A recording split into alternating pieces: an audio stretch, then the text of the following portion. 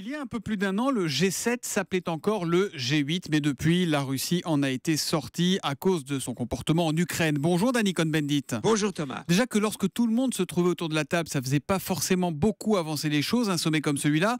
Mais alors là, Danny, on se dit que vraiment ça ou mettre un coup d'épée dans l'eau, c'est la même chose, non ? Non, pas tout à fait, pas tout à fait. Un G7 ou même un G8 est important ou serait important si les chefs d'État prenaient des décisions. Par exemple, ils décident de maintenir le réchauffement climatique à 2 degrés, mais alors il faut s'y tenir. S'il y avait des conséquences politiques de ce qu'ils décident ensemble, ou alors la régulation, par exemple, de l'économie mondiale. S'ils le décident ensemble et s'ils le mettent en place, c'est important. Donc moi, je suis pour un G7, un G8 effectif où on prend des décisions et on s'y tient. On s'y tient.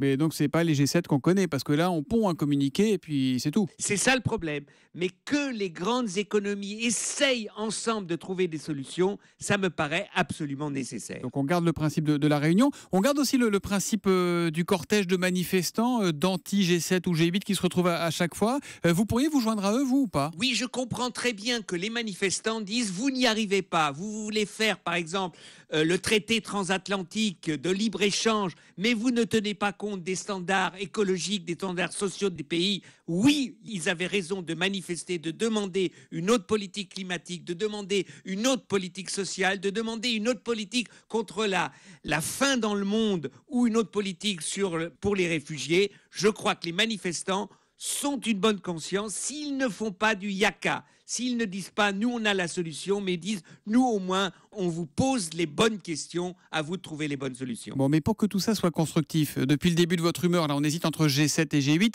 il fallait inviter Poutine, il faut garder le principe du G8 pour que ça serve à quelque chose ? Moi je crois que ce G7 doit faire une proposition à Poutine. C'est juste, donc il ne fallait pas l'inviter, il faut marquer le coup encore sur l'Ukraine et la politique de la Russie en Ukraine, mais il faut que le G7 fasse une proposition parce que pour gérer les problèmes dans le monde à l'ONU, on a besoin aussi de la Russie, on a besoin de Poutine, c'est malheureux, mais c'est comme ça. Donc le G7 doit maintenant faire une proposition et envoyer une délégation à Moscou pour discuter avec Poutine. En tout cas, ça ne pourra pas être vous, parce que je rappelle que vous êtes interdit de séjour là-bas, mon cher Danny. Ben oui, mais j'ai pas besoin, moi je suis pas au G7, mais Madame Merkel, Monsieur Hollande, Monsieur Obama, ça serait quand même un beau trio.